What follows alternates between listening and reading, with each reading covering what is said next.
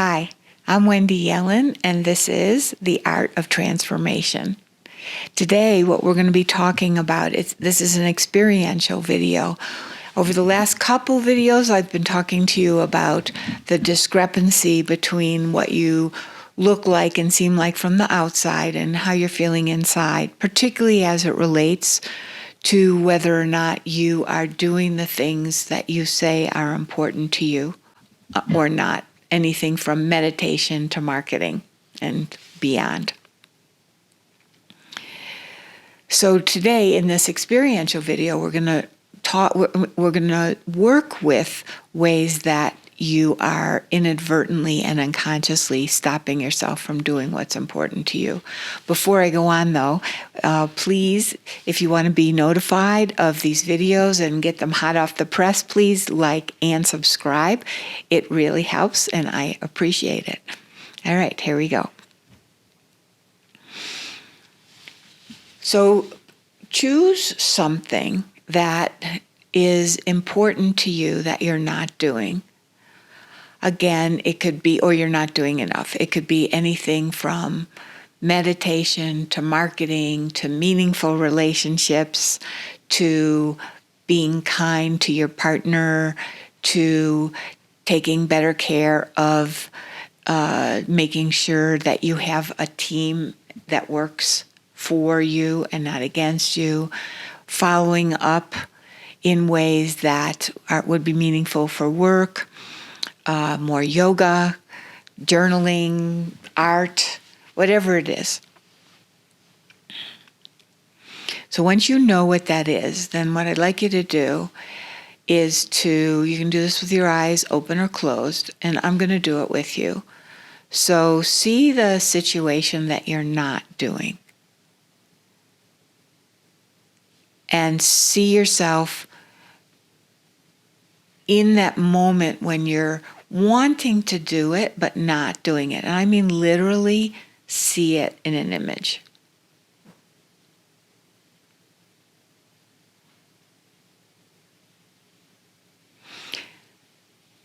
So maybe you're seeing your desk cluttered, for example, or your closet, or one more morning gone by when you haven't meditated,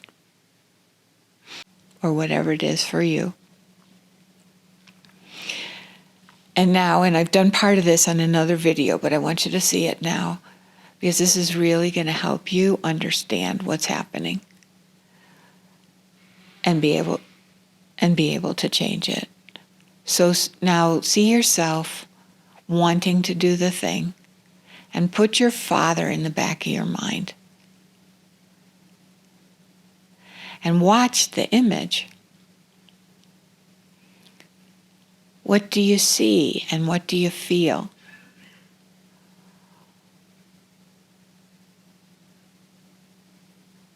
So perhaps you see with your father in the back of your mind, you feel a huge resistance to doing the activity. Huge. You just don't want to, or maybe you see yourself going off and having a cup of tea or taking care of something that's much less important but is bothering you. Again, not doing the thing you really want to do. So you can feel the discrepancy between what you're wanting to do and what you're actually doing. You actually want to take care of this thing, but you're feeling all that resistance when you put your father in mind. Just for example, everybody's going to be different. Notice what you see and really notice what you feel. Is it familiar? Is this feeling, for example, of resistance familiar? What I'm feeling right now, that kind of resistance really is familiar. Or maybe you feel defeated or lazy or just deflated again, is what keeps coming up. So make some notes pause the recording, make some notes about what you're seeing and feeling. You're not thinking about stuff. You're not imagining what the problem is. You're actually, what this exercise will give you is it'll shine a very strong, bright, clear light on what's going on inside you, that you are acting against your own best interests. Now, once you're finished writing down what you just saw, now see that you're getting ready to do the thing or wanting to do the project, whatever it is. And now put your mother in the back of your mind. When you have your mother in the back of your mind, now what do you see? Now what do you feel? Maybe feelings of being less than and less than perfect or not up to it come through. Maybe feelings of resentment. Maybe feelings of laziness. Maybe feelings of something's wrong with you. It runs the gamut of the human condition. But you want to notice when you see yourself facing that art project, or it's time to meditate, or whatever it is, what do you actually see and what do you feel in your body? And take a moment, pause the recording, and write that down. Now, when you see these two examples, these two filters, they're showing you what's going on inside you. They have nothing whatsoever to do with either parent themselves. In a way they do, but really what's way more important is they're showing you what's happening inside you. Now, usually the more negative one is the one we do, the one we're experiencing. And it's the most similar to how we feel in general about this situation and how we act with this situation. If one of the filters is more positive, that's generally weaker. If it wasn't weaker, we'd already be doing the thing, and feels further away from us. So the default filter, our normal MO, our normal modus operandi, is usually the negative one. So you probably saw and felt, whoa, that comes up in me a lot. Oh, that is how I respond to that situation. Oh, I can really feel what's going on inside me happening in this image. Probably you felt that. And with if there was a positive one, you're probably feeling, oh, I wish I could be more like my whatever, mother or father. Or, well, that doesn't show up in me, but I don't want to be like that parent, the positive one, something like that. The thing is, this is not about being like them fully. This is about being able to access the part of them, if there was a positive filter, the part of them inside you that could help you, but without being totally like them. So, for example, my mother, when I was younger, she's first of all beautiful, beautiful woman, extremely accomplished, effective, efficient, but she did it from a very tight, perfectionistic stance. And so what I took in was, yes, there were ways to be effective, but what I took in was that you had to be perfect and you had to be kind of rigid in order to get these things done. And I ran away from rigid and perfectionistic. And so instead of being like my mother, which would have really helped me because she was so effective, but I didn't want what seemed to come with it. And I just unconsciously went more towards my dad, who was more visionary. But he couldn't get the trains to the station on his own. So he had this wonderful creative visionary side. My mother was creative too, but he had this creative visionary side which I loved, and I took that in unconsciously, but he also wasn't effective. And so I tended, in some aspects of my business, to be less effective. It really was hurting me in terms of my finances a lot. So I had to turn that around, the way that both of them were operating inside me. Now, you probably have something a little bit different, but maybe you can relate to what I'm saying. So I had some negative in both parents, and you may too, or you might have a little positive. If both of those filters were negative, then it's probably very familiar to you what you're seeing in your image.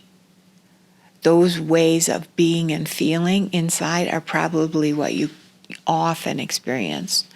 And probably you wish you could feel more of the positive one, if there was a positive one. So what can you really do here?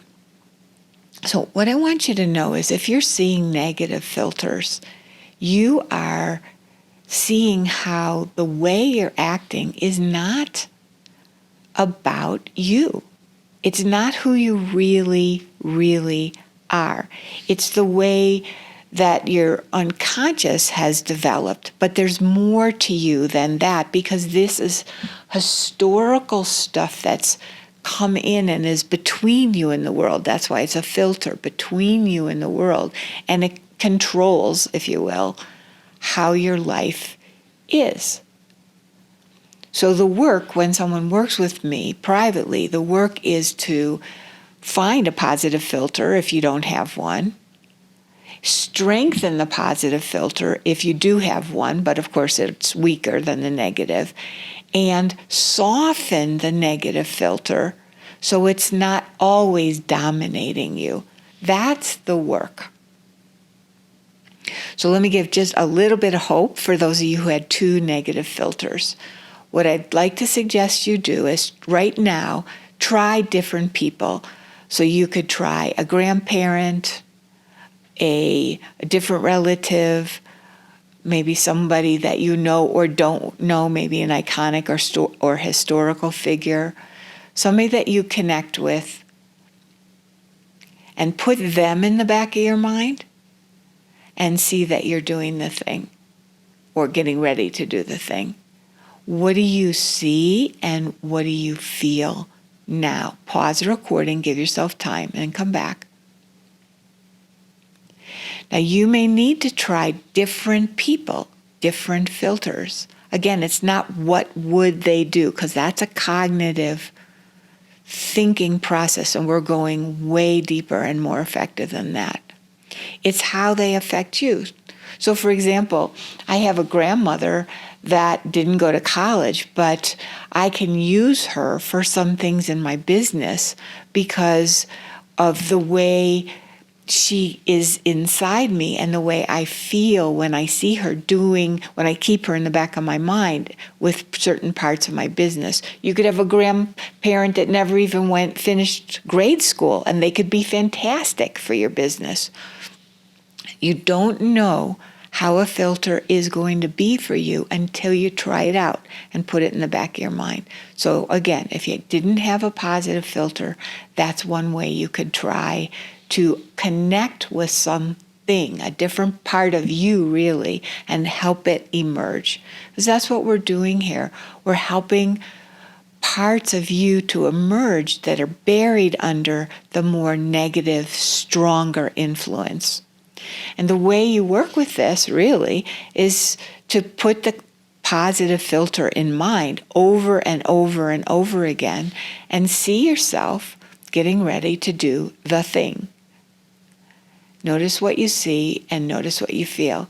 In another video, I'm going to show you a lot of what happened for me when I did this as an experiment with a project that is essential but not imperative, and there's no rush about. And it's really fun to see how much of you can change and how many different aspects of the project can come through to be fun for you, even if you wouldn't have thought of it as fun at all. So my suggestion to you for your homework, so to speak, is to do exactly that. Spend 3 minutes a day putting the more positive filter in mind, finding one first, and then putting that person in mind. And what do you see? What do you feel? Write it down. Keep track. It's really great to keep track. And I'll see you on the next recording. Bye for now.